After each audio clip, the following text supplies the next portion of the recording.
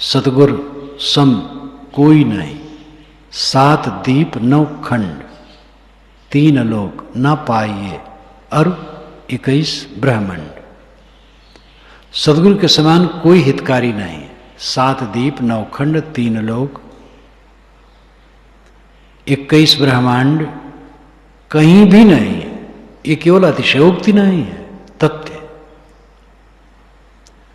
संसारी आदमी आपको क्या कल्याण का रास्ता बताएंगे? वो स्वयं सांसारिकता में डूबे हैं। वेशधारी साधारण भी नहीं बता सकते हैं। सद्गुरु बनने वाले बहुत हैं जो स्वयं डूबे हैं, लेकिन यहां तो सद्गुरु को कहा जाता है जो सद्गुरु है। सद्गुरु वह है, आप सुखी दूसर सुखी, सद्गुरु कहिए ताएं। ये रामराज साहब की वाणी है। पंचग्रंथी बहुत महत्वपूर्ण ग्रंथ है। आप सुखी दूसर सुखी, सद्गुरु कहिए ताएं। जो स्वयं सुखी है और दूसरे को भी अपने संपर्क से सुखी करता है, उसको सद्गुरु कहना चाहिए। दूसरे को सुखी करता है, इसका कथन सापेक्ष है। जो उसके पास हो सब सुखी हो जाए बड़ा मुश्किल है। जब वो समझ पाए।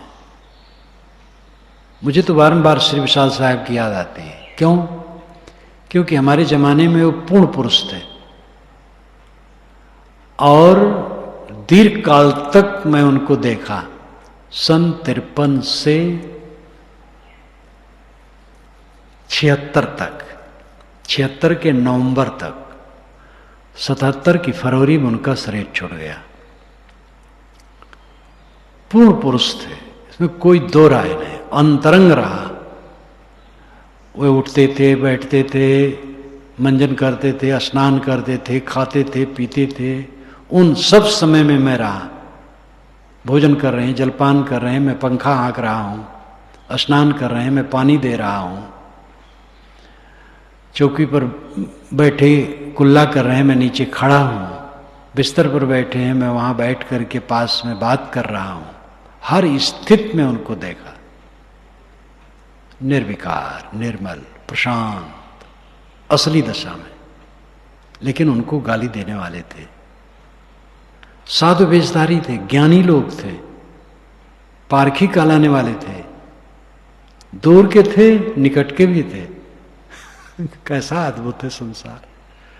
और उनकी एक के लिए नहीं है, सबके लिए। बुद्ध, महावीर, ईसा, पूरी दुनिया के महापुरुषों के लिए है।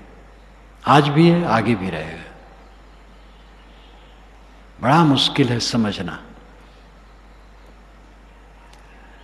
एक पारखी विद्वान बस्ती जिला के उत्तर क्षेत्र में रहते थे, विद्वान भी थे, व्याकरण जानते थे। मुलाकात मुझसे कभी नहीं हुई थी। तो उन्होंने कहा किसी से, तो उसने मुझसे कहा, विशाल साहब पढ़े लिखे नहीं हैं, वो ग्रंथ कैसे बनाएंगे? वासुदेव साहब बना देते होंगे, उनका नाम दे देते होंगे। वासुदेव साहब अच्छे संत थे और शिक्षित भी थे, लेकिन वो एक पंक्ति भी जीवन में हम तो नहीं कुछ देखा कि बना पाए हैं।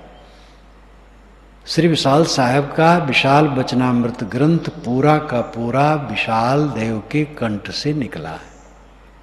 वह शोधते भी खुद ही थे, छूते नहीं थे कुछ। कलम कागज नहीं छूते थे, बैठे रहते थे। मैंने देखा ध्रुव साहब ले रहे हैं, आज्ञा साहब नीचे बैठे हैं, मुक्त द्वार की साखियां बन गई हैं, शोध रहे हैं। तो पढ़ रहे हैं आज्ञा साहब। कैसे पढ़ते थे? सद्गुरु शरण न आवही, फिर होए अकाज, ऐसा स्थिर होके पढ़ते थे और साहब सुनते थे।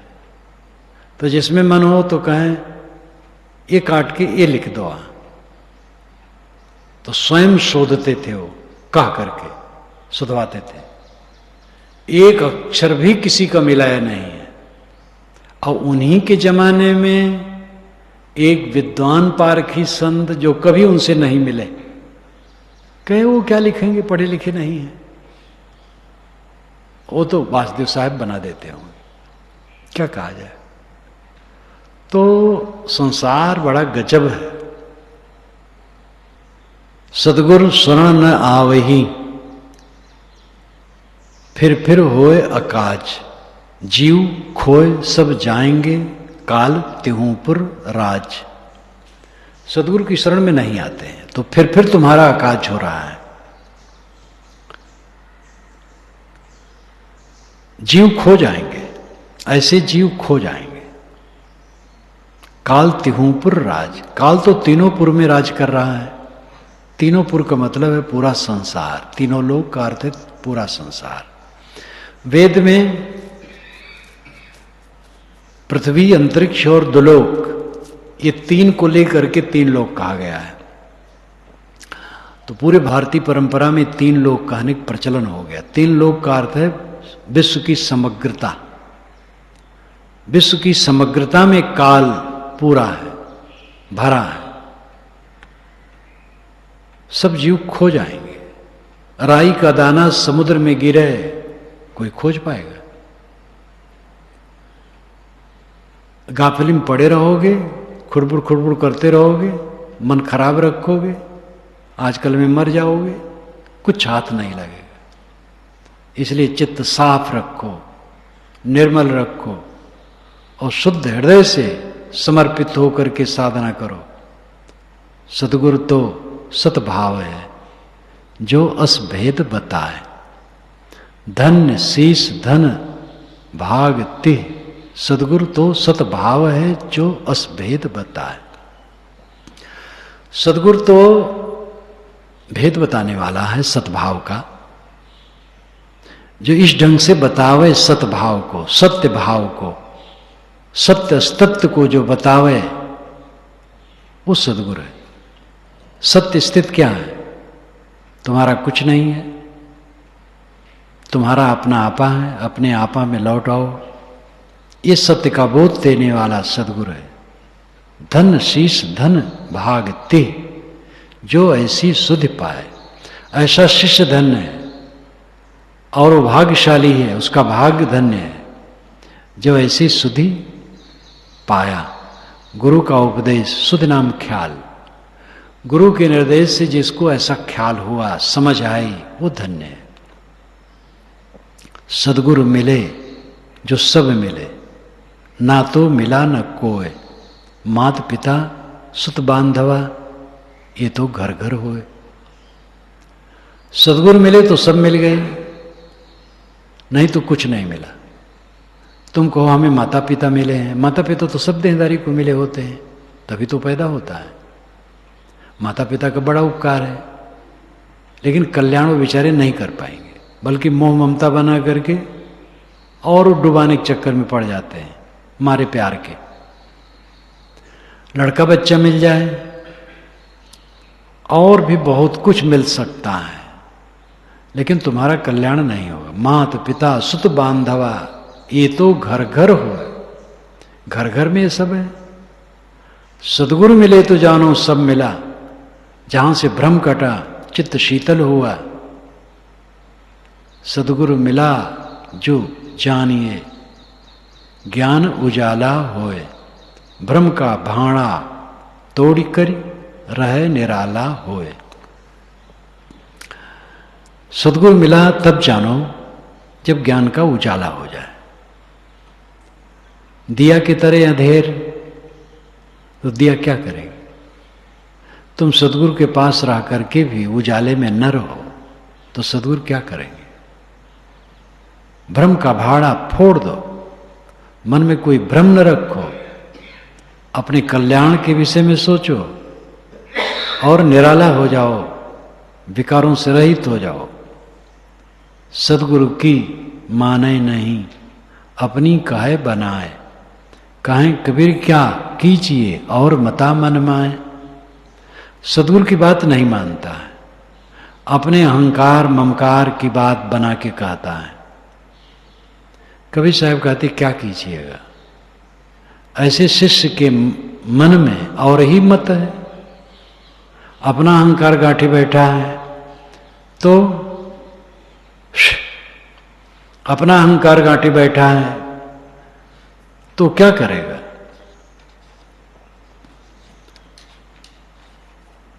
मन ही दिया, निज सब दिया, मन के संग शरीर, अब देवे को क्या रहा, यों कथि काहे कबीर। मन दिया तो मानो सब कुछ दे दिया, क्योंकि मन के संग में शरीर दे दिया, मन समर्पित है, तब फिर क्या रह गया?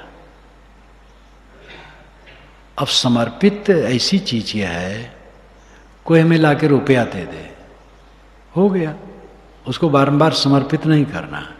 कोई चीज दे दे वो तो सरल है, मन देना सरल नहीं है। मन दिया और फिर मन लौटा लिया जाता है, ये बहुत सूक्ष्म बात है। मन देना सरल नहीं होता है, अपने मन में कब्ज होने लगता है, समझ में फर्क पड़ने लगता है, तो फर्क पड़े तो वहां जाके समाधान करो, वहीं जाके समाधान करो। हर जगह की बात है, यहां इतने साधक रहते हैं, किसी साधक के मन में किसी के लिए कुछ फर्क लगे तो उन्हीं से पूछ लो, समाधान हो जाएगा। तुम समझो कि मुझ पर उन्होंने गुस्सा किया, तो डरो मत, विनम्र होकर उनसे जाके पूछ लो, तो वे नम्र हो जाएंगे और समाधान हो जाएगा। अब कभी गुस्सा कोई कर दिया, भूल हो गई, और उसने पश्चाताप किया, गुस्सा हटा दिया, और तुम माने बैठे हो, और साल भर माने बैठे हो, उन्होंने गुस्सा किया था और उन्होंने गुस्सा उसी क्षण खत्म कर दिया था और भूल समझ लिया था, और तुम उस भूल को पकड़े बैठे हो, कितना नुकसान कर रहे हो। तो आपस में भी गृहस्थ विरक्त कहीं भी हो, कुछ फर्क लगे तो वहीं बैठ के समाधान करो, सब खत्म हो जाएगा। आपस में संवाद की जरूरत है। विकार वहां बनता है, फोड़ा वहां बनता, मवाद वहां बनता है जहां जिसके प्रति शंका है वहां बात नहीं की जाती, दूसरे से की जाती और दूर की जाती है। वो विकार फिर उसका नासुर बनेगा, उसका पतन करेगा। व्यवहार की शुद्धि के बिना परमार्थ नहीं बनेगा। प्राणी और पदार्थ है वो तन का निर्वाह, बोधबाद चक्र यही बिरला पावे था। ये विशाल वचनामृत की अंतिम साक्षी है। भुक्त भोगी रहे साहब, और सभी महापुरुष भुक्त भोगी हैं। तो प्राणी और पदार्थ और शरीर का निर्वाह ज्ञान होने के बाद ये तीन चक्र है। चक्र, प्राणी मिलेंगे, पदार्थ मिलेंगे, उनमें झंझट, अपना शरीर का निर्वाह लेना है, ये तीन चक्कर है। बिरले था पाते ना, इसी में लोग बह जाते हैं।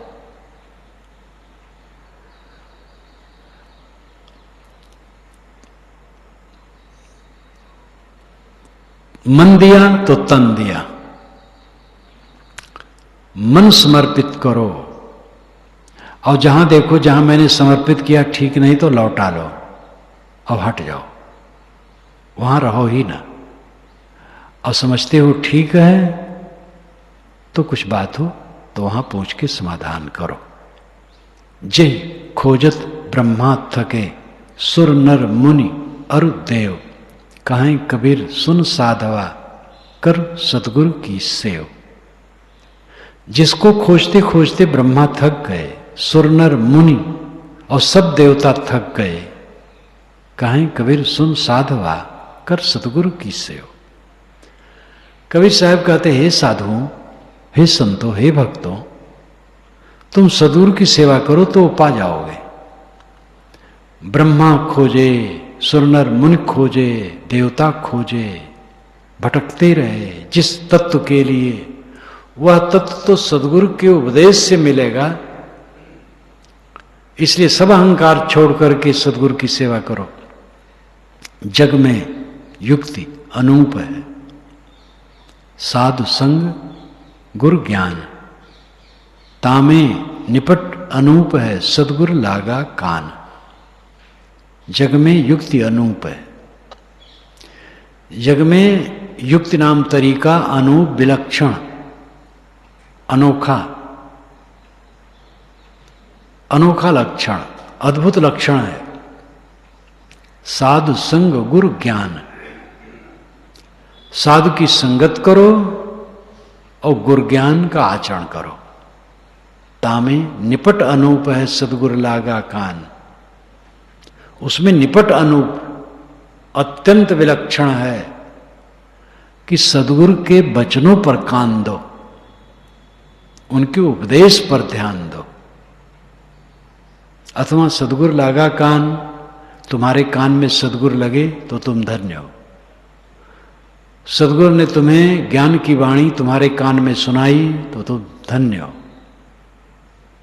कबीर समझा कहत है, पानी था बताए, ताकू सदगुरु का करे, जो अवघट डूबे जाए। कबीर साहब कहते हैं, समझा कहता है पानी था बताए। कोई नदी पार जाना चाहता था तो वहां पर कोई खड़ा था, वो जानता था तो उसका समझा हुआ है, था लिया हुआ है, वो बताता है ऐसे न जाओ, उधर से जाओ। लेकिन बात नहीं मानता, विश्वास नहीं है, दूसरी तरफ से जाता है, डूबता है। ताकू सदगुरु का करे, जो अवघट डूबे जाए। सदगुरु था लिए हैं, जानते हैं। अब उनसे पूछो, रास्ता बताएंगे। विश्वास नहीं है तो बारंबार मैं कहता हूं छोड़ दो, मुलहिजा न करो। झूठे गुरु के पक्ष को तजत न कीजिए बार, द्वार न पावे शब्द का भटके बारंबार। और सांचे गुरु के पक्ष में दीजे मन ठहराए, चंचल से निश्चल भया नहीं आवे नहीं जाए। ये साखियां शायद आगे आएंगे, लेकिन मैं ही उदाहरण में कह दिया कि गलत लगता है तो छोड़ दो, सही है तो समझो। कबीर समझा कहता है पानी था बताए, पानी का था जानता है, पानी की था जानता है, समझा बूझा है, उसकी बात नहीं मानते हो, अवघट में जाते हो तो डूबोगे। जिनका आधार पकड़े हो उन पर विश्वास नहीं है और अपना दिल तुम भटका रहे हो इधर उधर, कैसे उबरोगे?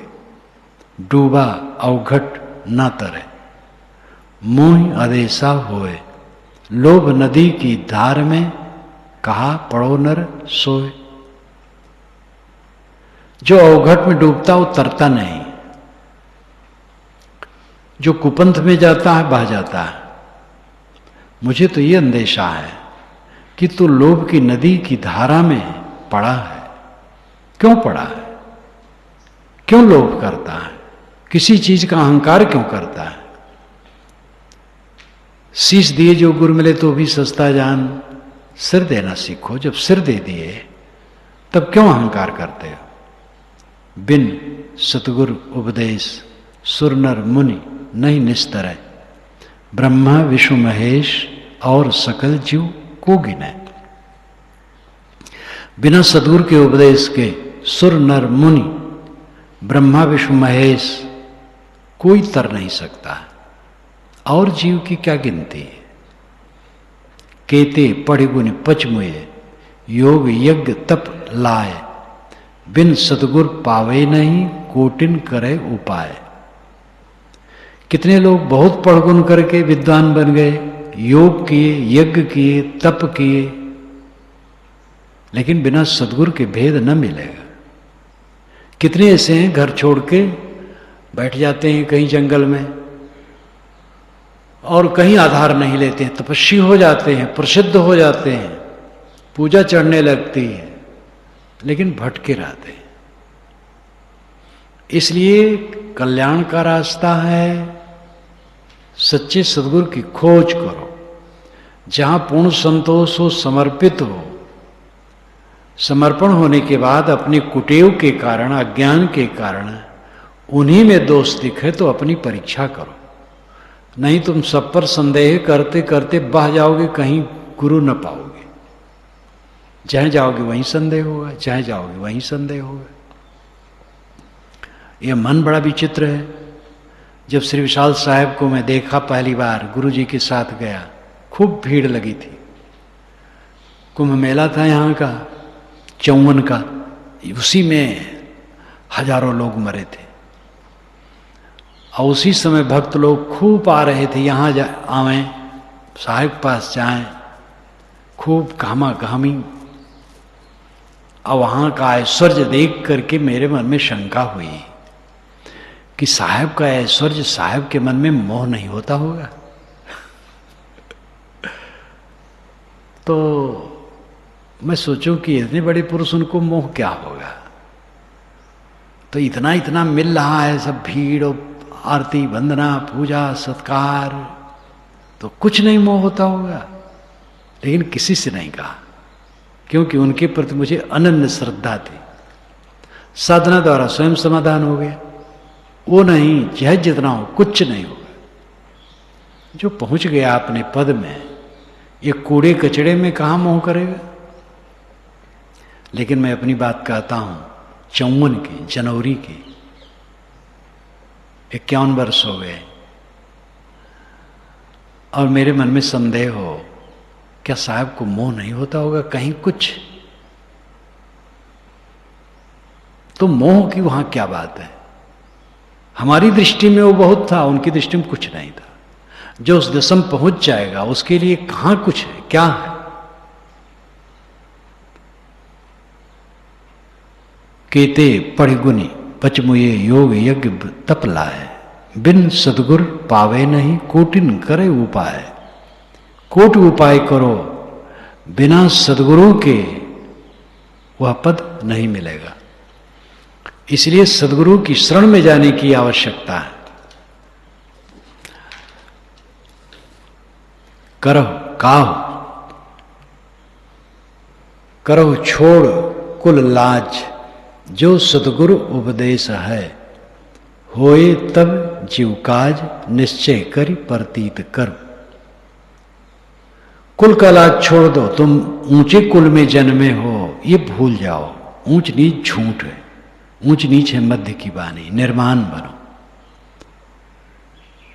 जो सदगुरु का उपदेश है उसका आचरण करो।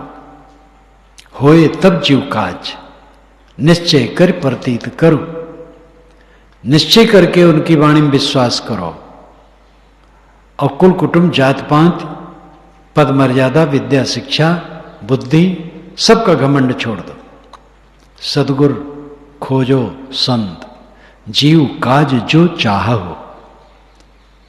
मेटो भव को अंग, आवागमन निवारो। ऐ संत, सदगुरु की खोज करो।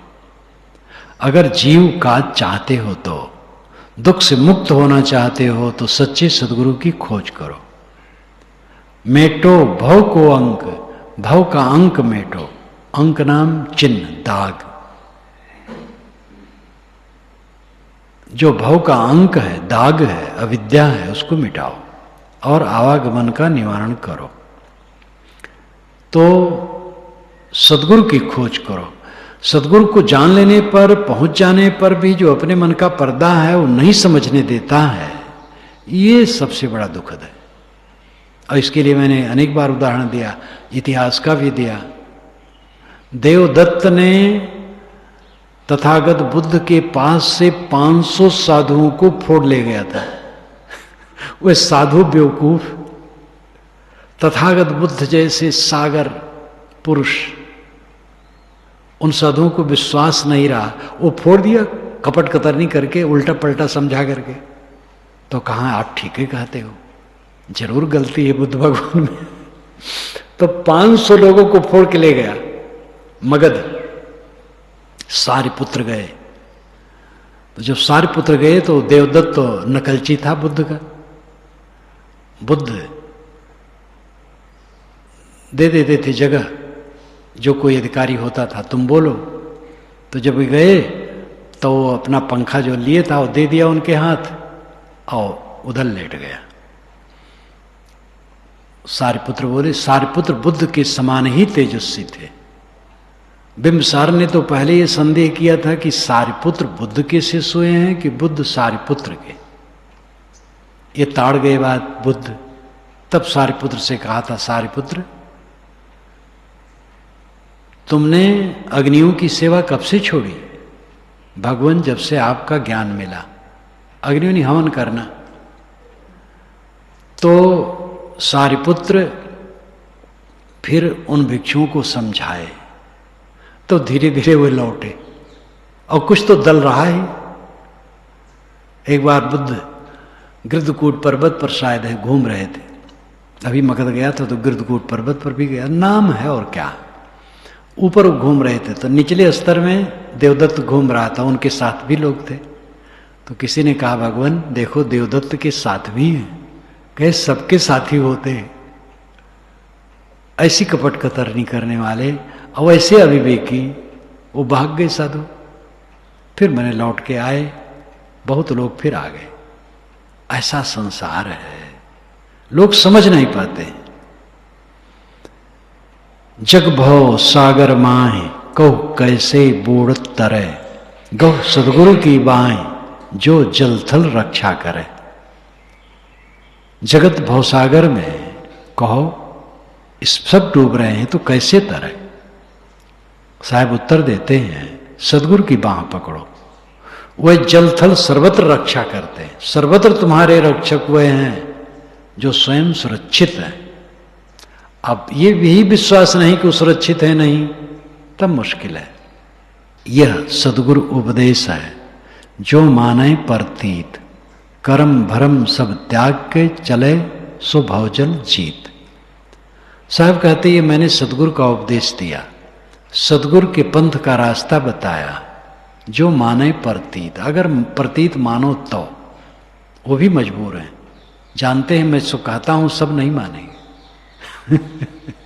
कैसी मजबूरी है। कर्म भरम सब त्याग के चले सुबह जल जीत। जिसको प्रतीत हो जाएगा, विश्वास हो जाएगा गुरबाणी में, तो कर्म के भ्रम को त्याग कर, कर्म के भ्रम को त्याग कर और भव जल को जीत कर पार हो। भव जल, भव सागर, भव सागर मन का विकार है। मन के विकार को जीत करके वो पार हो जाएगा।